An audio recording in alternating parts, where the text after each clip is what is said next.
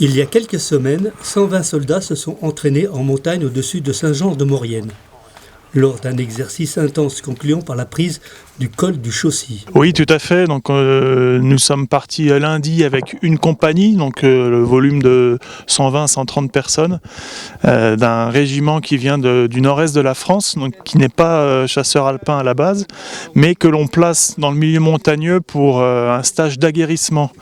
Voilà. Au terme de ce stage d'aguerrissement, il y a une manœuvre de 3 jours où on va simuler une mission opérationnelle. Donc là, pour ce matin, c'est la prise du col de Chaussy qui est juste au-dessus de nous, qui est en train de s'effectuer. Voilà. Donc on est avec cette section-là qui a pour mission de prendre pied sur le col. Et pour cela, elle est ce qu'on appelle appuyée, renseignée, aidée par 2 autres sections. Donc une section, c'est 30 personnes, qui sont sur les hauteurs du col, de part et d'autre du col. Une fois que ces hauteurs sont prises, par les bas, cette dernière section à côté de laquelle nous sommes va pouvoir saisir la position et chasser l'ennemi qui s'y trouve. Bravo unité, je vous demande de monter à l'assaut. Pour particulier, au moins une mitrailleuse au pied de l'arbre sur la butte rocheuse. En avant. Alors, l'exercice en question est un exercice de 72 heures, 3 jours et 2 nuits. Il a débuté lundi dernier. Nous sommes mercredi matin. L'exercice s'achèvera à la mi-journée. C'est un exercice qui est joué entièrement à pied.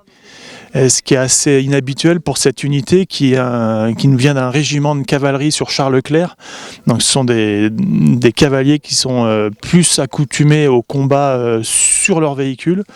Et là, on les fait évoluer à pied dans les massifs au-dessus de Saint-Jean-de-Maurienne, ce qui les place tout de suite dans cette situation d'aguerrissement, parce que physiquement, c'est quand même éprouvant, surtout au terme de 3 jours avec assez peu de sommeil. Doté d'une caméra stabilisée, il survole discrètement les positions ennemies, transmet des images en direct et permet d'identifier les moindres mouvements sans exposer les militaires au danger. Eh bien, le drone tactique, on dit qu'il est tactique puisqu'il est employé par les unités du niveau de la compagnie et de la section. Et ce drone-là est de plus en plus employé aujourd'hui dans l'armée de terre.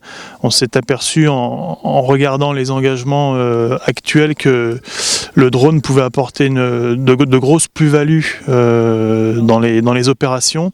Et donc, au groupement d'aguerrissement en montagne, on suit cet élan général de l'armée de terre, du développement de ce domaine drone. Voilà, le drone, il permet d'aller chercher du renseignement sur l'adversaire, sur le terrain. Il permet aussi de porter des frappes selon l'équipement qu'il peut transporter. Nous, aujourd'hui, on déploie ce drone-là pour provoquer chez la troupe que l'on entraîne les bons réflexes de protection et de lutte anti-drone. Parce qu'aujourd'hui, quand un drone survole une troupe, c'est une troupe qui est décelée, qui est identifiée par l'adversaire et qui peut être frappée par des moyens artillerie, par exemple. Donc, se faire survoler par un drone, c'est loin d'être anodin. Allez, 35 envoyés. Est. Ils sont là 32. Oui, donc l'exercice touche à sa fin. Après 2 heures d'action, la compagnie s'est emparée du col du Chaussy. Au terme de cet exercice, l'équipe du groupement d'aguerrissement en montagne a noté beaucoup de choses qu'il conviendra de livrer à la compagnie en termes de points positifs et de pistes d'amélioration. C'est bien normal. Et donc le but de cet entraînement, c'est de faire progresser l'unité qui est en stage chez nous et de lui livrer une phase d'entraînement la plus réaliste et la plus dure possible, puisque c'est ce qui correspond le plus aux engagements actuels, tels que ceux qu'on observe sur l'est de l'Europe.